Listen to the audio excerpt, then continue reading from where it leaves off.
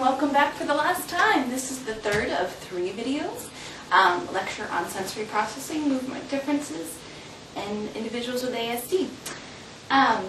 So I am on the slide, for those of you who can't see this, says movement differences in people who experience ASD.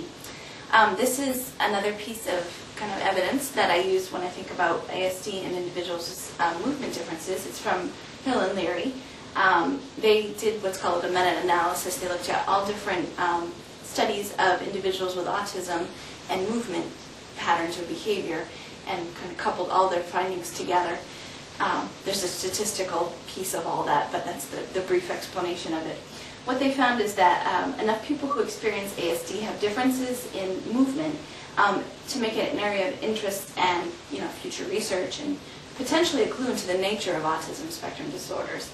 I find this interesting because our movement is based on our sensory processing.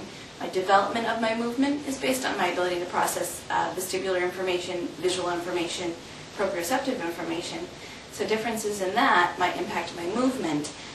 So there may be a diagnostic feature of sensory processing, and I keep coming back to this, but it really is true. Individuals with ASD are different among themselves. So even though one person with ASD might have a movement or sensory processing difference, it could be very different than the movement difference in another person with ASD. And this is going to be the shortest of the 3 videos. I've come to the end. I probably should have kept going, but I didn't realize how quickly I was at the end.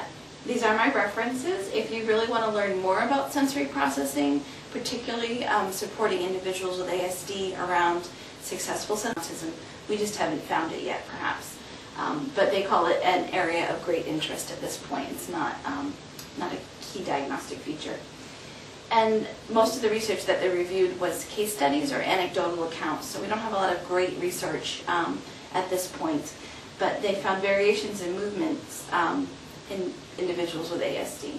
And these variations included, again, dyspraxia, so difficulties planning movement or executing smooth movements, and also balance or postural differences in individuals with ASD.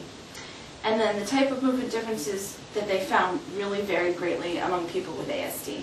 So sensory processing to impact their movement, resources that I would recommend are first and foremost talking to individuals with ASD who have sensory processing differences or reading about them. So the book Born on a Blue Day by Daniel Tammet is very useful. Reading Temple Grandin is very helpful as well. And even though it's fiction, there are some great accounts in the book, The Curious Incident of the Dead Dog in the Nighttime. The accounts of riding the subway in that book really, I think, describe well how overwhelming and stressful it can be when your sensory system is not working so well, and how it can impact your ability to perform simple tasks if you're overwhelmed by sensory information. If you're looking for good evidence around ASD and sensory processing, Grace Beranek has some good research in this area. The references are right in your PowerPoint. And I think I'm going to stop there. So from here, you should proceed to Blackboard. On Monday evening on Blackboard, I'm going to conduct an online discussion. I'm hoping you have a lot of great questions. This whole presentation is really quite awkward and different without you. I think I probably went too fast, and it doesn't feel as smooth without an audience, so I'm looking forward to talking to you as an audience. And seek out Blackboard if you have any questions at all, and I will talk to you online. Thank you very much.